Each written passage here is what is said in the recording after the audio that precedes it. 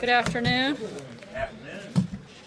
The September jobs report continues America's economic winning streak under President Trump, evidenced by strong job creation, rising wages, rapid business growth, soaring consumer confidence, and increased manufacturing activity. To go into greater detail on why the American economy is booming, I'd like to welcome Kevin Hassett, Chairman of the Council of Economic Advisors, to the podium to take your questions on this topic. And as always, I'll be back up to answer questions on news of the day. And I apologize in advance for Kevin's really bad calculus jokes. And with that, Kevin. Yeah. Thanks. It's really a great pleasure to be back here, and thank you, Sarah, for the kind introduction. You know, one of the hypotheses that's been floating around about the economy lately is that the strong economy that we're seeing is just a continuation of recent trends. And, you know, since we're the nerds at the White House, we decided that this is a testable hypothesis. And so that what we can do is we can go out and we can estimate recent trends, that is, trends that ran in the economy up to the point of the last election, and then compare the latest data to the recent trends. In most cases, by the way, the estimates of the trends that we present to you here are very statistically significant, as are the deviations from the trend. And so I'm going to, as I always do, show you a few slides. Could I have the next slide, please? That's the first slide again. There we go. So the first slide that we're looking at is small business optimism. And this is basically, for parallel construction, you're going to see that each of the slides we go through is going to look a lot like this. And so the blue part to the left of the slide is what happened from the 2012 election through the 2016 election. And the dotted blue line is the trend that President Trump inherited from the previous president. And the red line is what actually happened with the data. And so I think that if you look at this chart, you can see that the first thing is small business optimism. The middle chart is the percent reporting now is a good time to expand. The last one is the percent expecting higher real sales in 6 months. I think if you look at any of those, you'd say, geez, that doesn't really look like the continuation of a recent trend. Could I have the next slide, please? The next chart is something that in my first presser here way back last fall we talked a lot about. It's business investment, which is more than $300 billion over the trend. Again, if you look at the blue line on the left, the first chart is non-residential fixed investment, and the dotted line is the trend and the growth rate of that President Trump inherited. For the middle chart is structures or buildings, and that, as you can see, the dotted line is something that's headed straight down. And then the final chart is equipment investment, and that went straight down before President Trump was elected. And I think that if anyone were to assert that the capital spending boom that we're seeing right now was a continuation of the trend that President Trump inherited, then, well, you know, they wouldn't get a high grade in graduate school for that assertion. The next chart, please. Durable goods orders, capital goods orders, it's a key part of the economy, and it's one of the factors that we look at most closely because it characterizes basically the good-paying jobs, the jobs that affect normal Americans, blue-collar Americans. And the first chart is core capital goods orders, and the second chart is core capital goods shipments. And if you look at it, the blue, again, shows a clear downward trajectory in billions of dollars, and then that trajectory reversed itself completely when President Trump was elected. If you were going to assert that the current good news is just the extension of a recent trend, then you'd just simply be factually incorrect. The next slide, please. Here we're looking at the ISM Purchasing Managers Index, which is a survey of people who are purchasing managers for manufacturing firms. And so they're the folks that, you know, as the title suggests, manage the purchases. And so it's a really great indicator of the economy because you could survey them and say, hey, have you been buying lots of stuff this month or have you not? And the index shows what their responses look like. And you can see that the trend on the Purchasing Managers Index was pretty much flat when President Trump took office. And the red line shows you what happened since. That there's a clear inflection right at the election and a clear break in trend. Let's turn to the next one, please. Now, one of the things that I can remember at the American Enterprise Institute talking a lot about before I came in here was the fact that entrepreneurship in America was falling off. And one of the ways we can measure entrepreneurship is that if you start a new business, then you have to apply for an ID number, tax ID number for your business. And so in this chart, we've plotted the EIN applications for new businesses. And if you look at the blue line, they were heading up because we were in a recovery, but there's a clear upward trajectory way above the trend at the end. And Sarah, like John Roberts, is a calculus geek, and so she looked at that one and said, "Geez, that looks like a very strong second derivative to me." And then I said, "I didn't know you did calculus," and she said, "I like calculus better than talking to these guys." The next chart is prime-age workers re-entering the labor force. And again, if you look at the trend, one of the things people said when we put out our growth forecast that said that we'd have 3% growth was we said that President Trump's policies are going to bring factories back to the U.S., give you the capital spending boom that you saw in the previous chart, and that was going to bring people back into the labor force at precisely the right time. Once again, you can see that there's a clear break in the trend. And so if you see a break of the trend in the capital spending, the new plant formation that gives blue-collar workers their jobs, go to the next slide, please, then maybe we see a break of the trend in blue-collar workers' employment as well. And so this is employment for people in goods-producing industries. If you look again at the blue part on the left, you can see that there's a clear downward trend going on in the growth rate of that for President Obama, and then a clear inflection timed almost precisely once again at the election. And the notion, again, that somebody might defensively attempt to assert that this is a continuation of the trend is almost laughable if you look at this chart and look at the rest of them. Now, somebody might say, if you're showing a bunch of charts, well, geez, maybe it depends on when you estimate the trend. And I'm sure that if you went back and began your estimate of the trend at the Civil War and then thought about, well, what trend do we get then? Well, then maybe we're not, you'd get a different answer from what we see.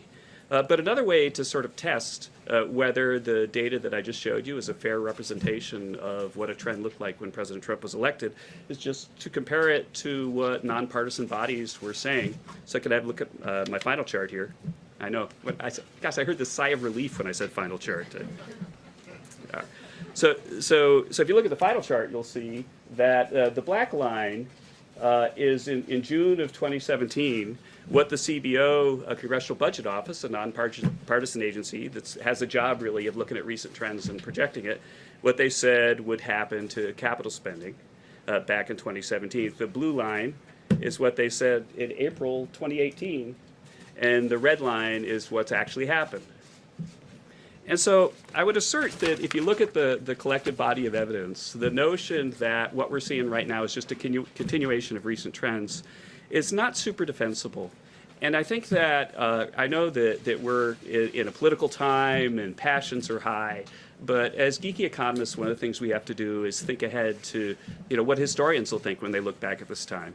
And I can promise you that economic historians will 100% accept the fact that there was an inflection at the election of Donald Trump and that a whole bunch of data items started headed north.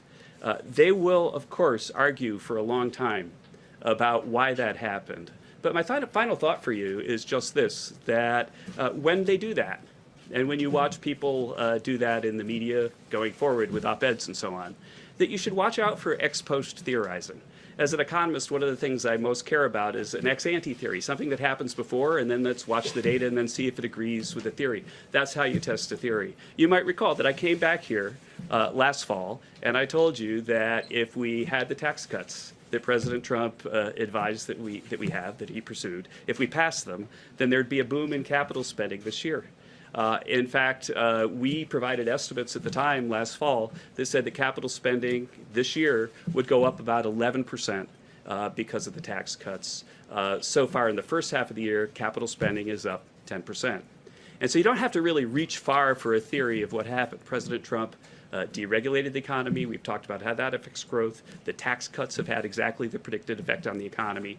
That's brought businesses back to the U.S., factories back to the U.S., and created jobs for ordinary Americans. It's clear in the data that there's been a trend break, and with that, I look forward to taking a few questions before I hand it off to Sarah to talk about other things, and I'll let Mr. Roberts go first, and then I'll maybe try one for each row because I know I'm not allowed to go for the whole time. All right, Kevin, based on the information that you have given us, where does the revenue derive from all of these increasing trends meet the deficit line caused by the tax cuts? It's a great question. One of the things that we could talk about, in fact, Sarah, let's have a whole other briefing. Well, after we do the calculus briefing, let's do a briefing on the deficit. But one of the ways to think about it is that there's been a big change in tax law and a big change in spending policy. And in the tax law side, you could remember that the dynamic score for the corporate tax was that it would have a very, very low cost. And I think that the cost estimate, not dynamically scored, and Tyler will nod for me, was about $400 billion in the final bill over 10 years. And clearly the growth and the investment boom that was projected by CBO was a significant underestimate for what's happened already. And so I think that the notion that the corporate tax side has about paid for itself is clearly in the data. On the individual side, there was about $1 trillion cost. About $700 billion of that was a refundable child credit that got expanded at the last minute to get the votes they needed to pass it. Now, a refundable child credit is very sound policy for people who care about equality of opportunity or families with children. President Trump supported it wholeheartedly, but not at the size that it came out. And the child credit, though, is not something that you would expect would pay for itself. And so the tax cuts have increased the deficit a little bit, but not the tax cuts that the Democrats are attacking, but rather the tax cuts that the Democrats probably should have supported. I'll go to row 2 and right there. I'm sorry, I don't know your name. No, Susan. Yeah. There's another chart that you've not included in your packet, and that's the chart about the spike in the consumer price index. Mm-hmm. That's the cost of goods. That's inflation going up I know that. at a higher rate. For those who don't, Americans are paying more for their goods now than they did in recent years. Can you explain to what extent Americans should be concerned about the fact that the price of goods is increasing at a high rate? Right. Well, Americans should be concerned that prices are going up. And if you look at the consumer price index, then over the most recent year, then it's a little bit short of 3%. And I know that that's something that affects Americans, when they go to the grocery store or the gas station, and they should be concerned about that. But the best defense against increase in inflation is an increase in wages. And the CEA put out a report this week that documented that, correctly measured, real after-tax wages are growing about 1.4% this year. So that means that the wage growth that President Trump has helped create with his policies is overpowering the inflation numbers right now. I'll go to row 3 and then back. Thanks, Dan. Yeah, what, sure. what credit, if any, does former President Obama deserve for the current state of the economy? I think that attributing blame or credit to individuals requires that I identify policies and then talk about, well, what effect did this policy or that policy have? And I prefer to give blame or credit to policies than to individuals. I think that President Obama sometimes on the partisan trail gets criticized with numbers that are clearly incorrect because people blame him for the Great Recession, which was there when he started, and it's not fair. If I look specifically at President Obama's policies, there are a whole bunch of policies that I think were very negative for growth. I think the Affordable Care Act lifted marginal tax rates on individual workers, so much so that the CBO even said that it would have a negative effect on growth. He increased marginal tax rates on small businesses, and that's why small business creation wasn't so high. And so I could look at a lot of policies, and we could talk about them one by one and say, did they help or hurt growth? I think he also advocated policies that he said would help growth that clearly did not. And really, I kind of wonder about what was going on in the heads of the economists that told them they would, like cash for clunkers and so on, that really didn't have much effect at all. But to say he destroyed the economy or something like that, that's not what the CEA chair should be doing. And I'll go back another row. Two questions for you. Can I take them separately? You mind? Yeah, I will. First one, Yeah, sure. just playing off of this question here. But yeah, go separately because I'll forget the first one when you Exactly, finish the second. Thank you. You're coming out, obviously, talking about the economic numbers in our first briefing here in nearly 3 weeks. It seems like it might be time to President Obama's speeches on Friday and Saturday, in which he talked about the economy and some of these very issues. Is that why you're here today, or is that just a coincidence? Thank you for asking that, actually, because Sarah can tell you that I've been pushing her to let me show these slides for quite a while. That we've updated them for recent data, but that in fact, I don't know about the 3-week lag. I think it has something to do with the fact that sensible people sometimes, even in the White House, take a break break in August, and there was some vacation taking at the time. But yeah, we were prepared to do this briefing a few weeks ago, and there's not in any way a timing that's related to President Obama's Friday remarks. And then I promised you number two. Thank you very much. You talked about obviously. But the next person's going to ask for three. You realize, so I shouldn't have done that. Under President Yeah. Trump, the president also, and I'm curious about your view as an economist on this, has told private companies, Apple, Amazon, the NFL, how to run their business. Do you believe that's appropriate for a president to do? Do you believe that stimulates economic growth for a president to be dictating how private companies run their stuff? Well, the president has strong opinions about everything. I think that we wouldn't have had all the policy success that we've had if he hadn't been such a strong advocate for the things that we've seen. I think that his strong opinions sometimes stretch into areas that are outside of the places that CEA has any purview, and I don't counsel him on that. And I think at a previous presser, I once said that I don't run the Council of Twitter Advisors, and may that be true for all of my stay here. I'll go back to the blue shirt in the back. Yeah, yeah. And I skipped a row. Sorry, I'll come forward. Quick question for you on an economic stat that the president put out in a comment today. The president said the GDP rate is higher than the unemployment rate for the first time in over 100 years. Mm-hmm. That's just not true, though, is it? Yeah, that's so. I can tell you what is true, and the history of thought. Let me just say that the history of thought of how errors happen is not something that I can engage in because like from the initial fact. To what the president said, that I don't know the whole chain of command. But what is true is that it's the highest in 10 years. And at some point, somebody probably conveyed it to him, adding a zero to that, and they shouldn't have done that. And I could say that at least we numbers geeks here at the White House are grateful and when the press finds mistakes that we make, we don't like making mistakes, but we're grateful when they're pointed out because we want to correct them. And you might have noticed that I gave Sarah a bad number a few weeks ago. It was 100% my fault, and I apologized immediately. We created it, and you'd have to talk to the president about where the number came from, but the correct number is 10 years. And then I said I would come forward. Yeah. Said President Obama, former President Obama said President Trump would need a magic wand to get to 4% GDP. The president suggested that was a direct quote from President Obama. Did President Obama ever say that? I don't know. I'm sorry. And again, I'm not the chairman of the Council of Twitter Advisors, but I was trying to go back up. Yeah. On wage growth, the White House put out a number that uses a different way of calculating wage growth. It seems like that's unfortunate because you get an apples and oranges comparison to previous wage growth calculations. Why is it important to do that? The new calculation incorporated things that are non-cash benefits like vacation time and other types of benefits. Why do that midstream and not just base your analysis on wage growth based on the way that's been calculated in the past? Yeah, well, yeah, thanks for the question. We have a whole report that came out last week, and there were a lot of news stories that I thought were very well done and thoughtful about the piece. And I think that the question for Americans, what they really want to know is how are President Trump's policies affecting their lives? And it turns out that the statistic that got the most attention in the media is not a very reasonable statistic for answering that question. And we talked about how to better measure that. And it was not a criticism of the Bureau of Labor Statistics that we love those people. We're data geeks. We use their data to come up with a better measure, but a better measure will account for the fact that people get benefits. A better measure would account for the fact that people just had tax cuts. A better measure will account for the fact that the composition of the labor force is changing because so many people are coming in, and the people who've been out for a while tend to be lower skilled, and so they can bring averages down if you don't control for that. And so in our study, we controlled for all that and showed that just as is consistent with our 4.2% GDP growth, we're seeing a massive amount of wage growth right now compared to what projections were when President Trump took office. And I don't see Sarah telling me I have to stop, so should I keep going? Okay. Yeah, I'll go back there, and then I've been right-handed, and that's really terrible. I apologize. Yeah. To keep these trends going, how important is it for you to have a new North American free trade agreement, including Canada?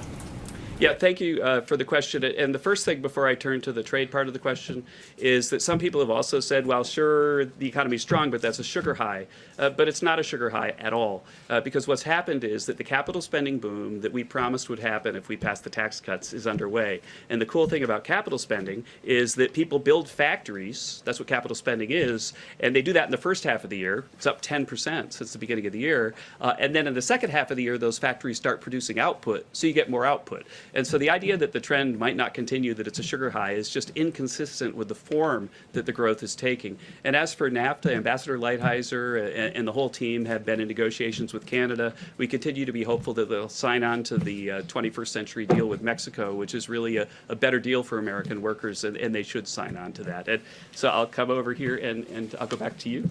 Yes, thanks. Hi, Anish with PBS NewsHour. I have a question about income inequality. Mm-hmm. Can you talk a little bit about whether or not you've seen income inequality shrink, and are you at all concerned about whether or not people that are just poor, not just people that are in the economy, but actual poor people that are living beyond the poverty line, below the poverty line, are they being improved by this economy?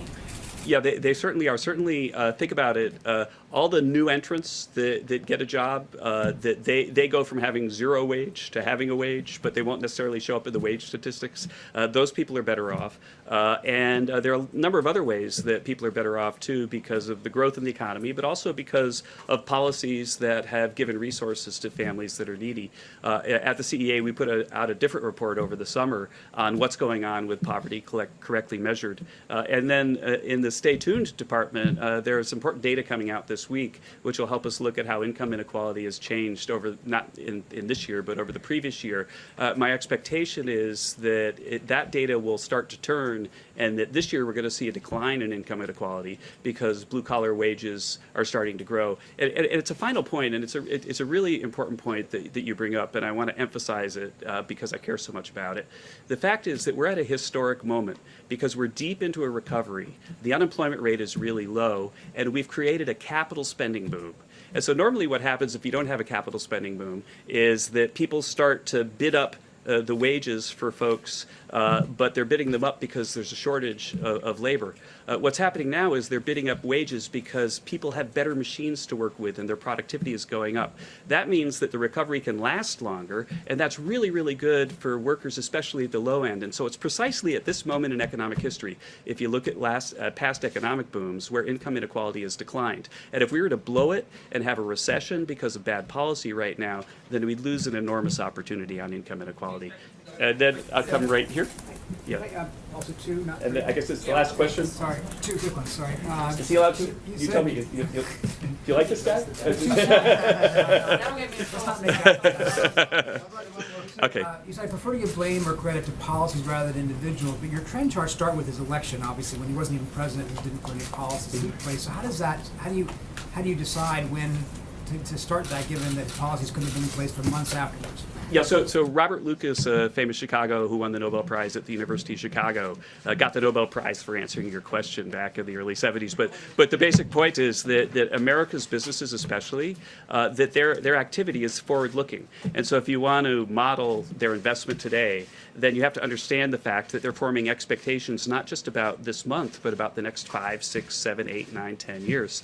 And so if you look at what happened the moment that President Trump was elected, both in equity markets and in sentiment surveys, is that people started to ratchet up their expectations for what would happen to the economy. Perhaps everybody except for Mrs. Clinton's supporters was starting to do that right after the election. And the fact is that those expectations turned out to be rational because the turnaround that they expected is something that we see, as you just saw in the data. Let me hand it back to Sarah now, but close by saying that anyone who wants to follow up and talk about the data, you can tell I kind of like to do that. So feel free to reach out through the press office and connect with me over at the CEA. Thank you so much. Thanks so much, Kevin. Thank you, Kevin. A couple of announcements and updates, and I'll take your questions. Last week, the Senate Judiciary Committee, under Chairman Grassley, conducted a thorough and transparent week of hearings, allowing each senator ample time to thoroughly review the nomination of Judge Brett Kavanaugh. Unfortunately, many committee Democrats and protesters attempted to turn the hearing into a circus. Nonetheless, Judge Kavanaugh demonstrated exactly why President Trump nominated him. He showed his respect for the Constitution, impeccable qualifications, and extraordinary temperament. Judge Kavanaugh reinforced the bedrock principles of judicial independence and the rule of law, and we look forward to the Judiciary Committee completing its review and advancing his nomination. On another matter, later today by phone and also tomorrow in person at the White House, President Trump is scheduled to receive a briefing from DHS Secretary Nielsen and FEMA Administrator Long. The latest briefing is part of the President's monitoring of multiple storms that are predicted to affect the U.S. in the coming days. The White House has been in contact with governors' offices and local authorities in Guam, the Northern Mariana Islands, Puerto Rico, U.S. Virgin Islands, Hawaii, Florida, Georgia, South Carolina, North Carolina, Virginia, West Virginia, Maryland, Delaware, Pennsylvania, New Jersey, and New York just since Saturday morning.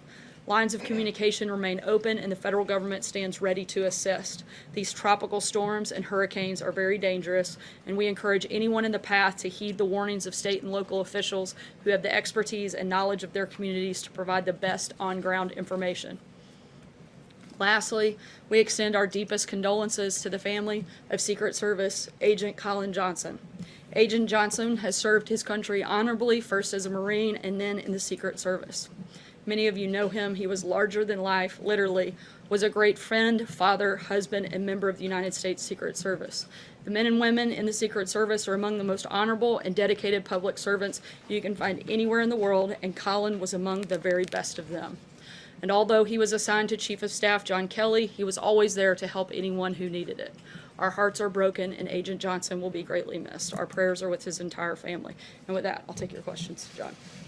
If I could start out sort of with the topic of the day, and that's the anonymous op-ed in the New York Times. But the president said on Friday that he thought it would be a good idea for Jeff Sessions to look into this. Is there anything about what was published by the New York Times that would warrant an investigation by the Department of Justice? Certainly, if there's an individual, whether or not, since we don't know who they are, if that individual is in meetings where national security is being discussed or other important topics, and they are attempting to undermine the executive branch, that would certainly be problematic and something that the Department of Justice should look into. So would that be a suggestion of misuse of classified information? I mean, what realm would that fall in? Once again, it's something that the Department of Justice should simply look into, and that's for them to make that determination. I just have one quick follow-up on that, if I could.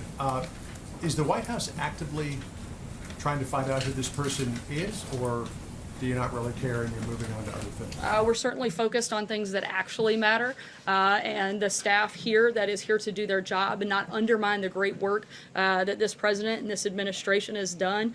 And we're going to continue focusing on that. It's frankly, I think, sad and pathetic that a gutless, anonymous source could receive so much attention from the media. And I think that the American people would be much better served if we actually spent some time talking about some of the really important things that are facing our country and the things that this administration is doing to help fix them. Justin. Has the president received the Kim Jong-un letter from the State Department? If so, can you share any details about the content or tone, or if there were any commitments or requests from the North Korean leader? Yeah, the president has received the letter from Kim Jong-un. It was a very warm, very positive letter. We won't release the full letter unless the North Korean leader agrees that we should. The primary purpose of the letter was to request and look to schedule another meeting with the president, which we are open to and are already in the process of coordinating that. The recent parade in North Korea, for once, was not about their nuclear arsenal. The president has achieved tremendous success with his policies so far, and this letter was further evidence of progress in that relationship. A number of things that have taken place. The remains have come back. The hostages have returned. There's been no testing of missiles or nuclear material, and of course the historic summit between the two leaders. And this letter is just further indication of the progress that we hope to continue to make.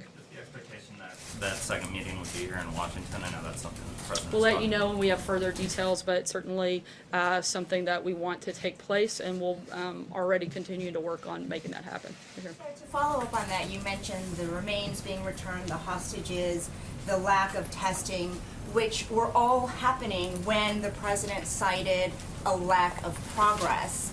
and canceled Secretary Pompeo's trip.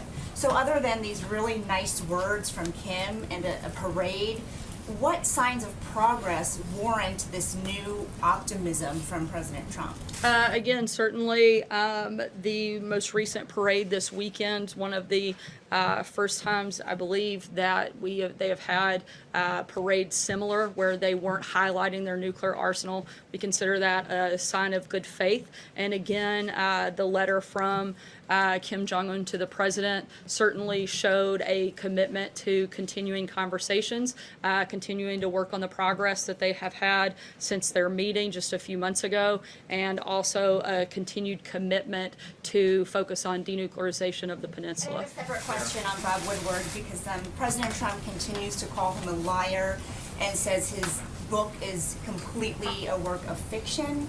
He's also mentioned libel laws quite a bit. Is President Trump considering filing a lawsuit against Woodward? Certainly keep you posted on that, but I think we've been extremely clear from the beginning. Many of the book's sources have already spoken out to refute. A couple of them, Chief of Staff John Kelly, aggressively pushed back in this. General Mattis aggressively pushing back in the claims. John Dowd also pushing back against the things that are attributed to him. And a number of people have come out and said that Woodward never even reached out to corroborate statements that were attributed to them, which seems incredibly reckless for a book to make such outrageous claims, to not even take the time to get a $10 fact checker to call around and verify that some of these quotes were happened. When no effort was made, it seems like a very careless and reckless way to write a book. John? Sarah, the president said that he was looking into whether or not to take action against the New York Times for publishing the anonymous op-ed. Does the president not think that that op-ed is protected by the First Amendment? Does he really think that the federal government should contemplate action against a newspaper for publishing an article? I think it's less about that part of it and whether or not somebody is actively trying to undermine the executive branch of the government and a duly elected president of the United States. If they don't want to be part of that process, they shouldn't be here. If I guess, he tweeted earlier, and it's been a while since we've had a chance to talk to you, so this goes back a little while, but he tweeted last week that suggesting that the Justice Department should not be investigating, should not be prosecuting those two Republican congressmen because it might hurt Republican chances in November. Is the president really trying to suggest or outright saying that the Justice Department shouldn't be investigating or prosecuting allies of the president if it might hurt his party's political chances? Certainly, the president thinks that no one is above the law. What he would like to see is a fair playing field, that there also be, there have been a number of concerns raised about individuals both in the FBI and the Department of Justice that have been ignored, and we'd like to see those looked at as well. Steve? But those two prosecutions, he doesn't want to go forward because they're his allies? I can't weigh in right now on an active investigation, but I can tell you that the president doesn't think anyone is above the law, and we're simply stating that there should be cause for concern of a number of things that have happened both in the Department of Justice and the FBI that we'd like to see those looked at as well. Back to North Korea, how soon would you like to have this second meeting? I don't have any specifics on the exact timing as these conversations for the second meeting are taking place now, and as we have more details, I'll certainly let you know. Could you just update us on where the Canada trade talks stand? We continue to have ongoing conversations with the Canadians and are still hopeful that we'll come to an agreement with them. Jeff? Sarah, do you know if the president believes these denials that have been coming in from some of his top advisors, or does he believe that it's someone from within? And does he believe that lie detector tests should be issued as the vice president volunteered to do on Sunday? No lie detectors are being used or talked about or looked at as a possibility.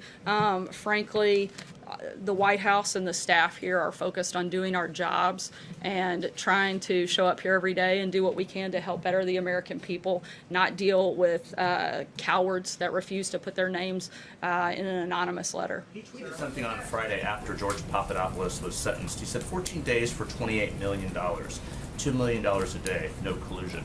What was he talking about, the $28 million?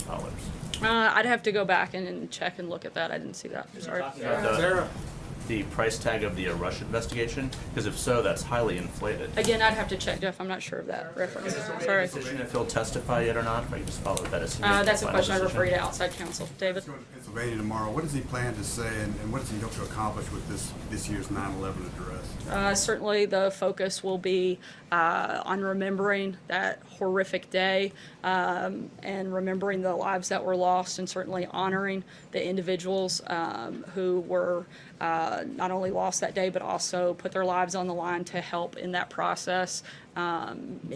He'll be there, and the Vice President will be here in Washington, D.C. at the Pentagon. David? Sarah, thank you very much. I'm assuming you've read Bob Woodward's book. I know a lot of us have. Can we expect, other than repeating denials from General Mattis, General Kelly, John Dowd, can we expect the White House to give us a list of all the things in the book that are wrong and that qualify Woodward to be a liar? I think that would be a complete and utter waste of our time, so no. Hold on a second. Because then that goes to this Quinnipiac poll that came out today that says 55% of Americans believe that the op-ed writer in the Times is right. And the president's getting a 60% negative rating on the honest and truthful. 60% of Americans think he's a dishonest person.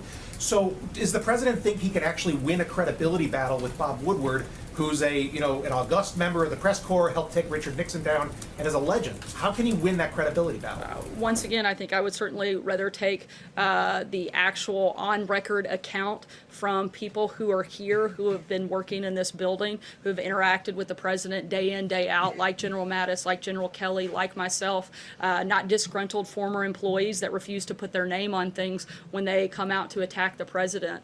I think that those are far more credible sources and certainly far more reliable voices within this administration, and that can accurately tell what's taken place in the building behind me. Is the president still a credible voice? Absolutely. John? Thanks a lot, Sarah. You've said a lot. The president has said a lot about the publication of this op-ed. You've called it, the president has called it a betrayal. You've called it an act of disloyalty.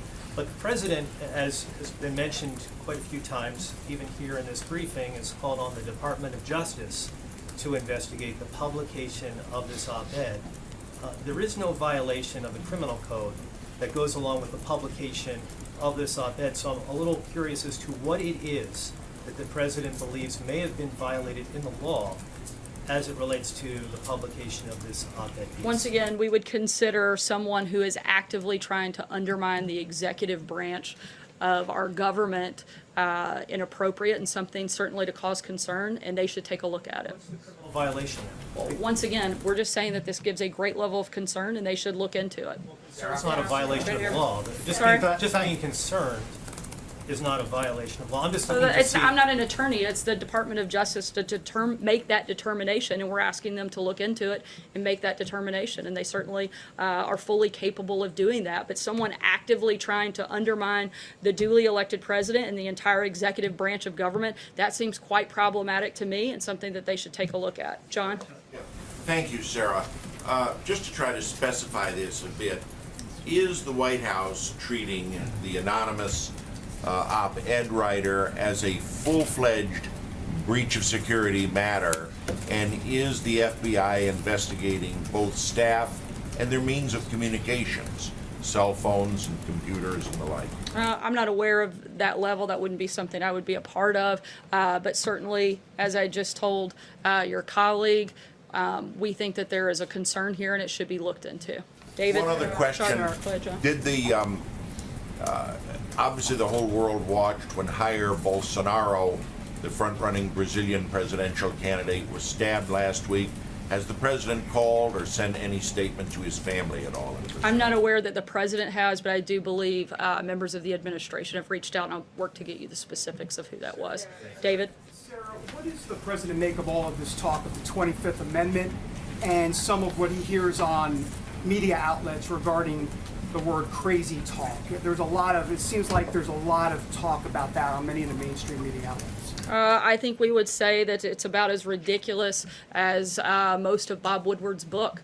The fact that that's actually being honestly discussed is ridiculous, and frankly, it's insulting to the nearly 62 million people that came out and overwhelmingly supported this president, voted for him, supported his agenda, and are watching and cheering on as he successfully implements that agenda every single day.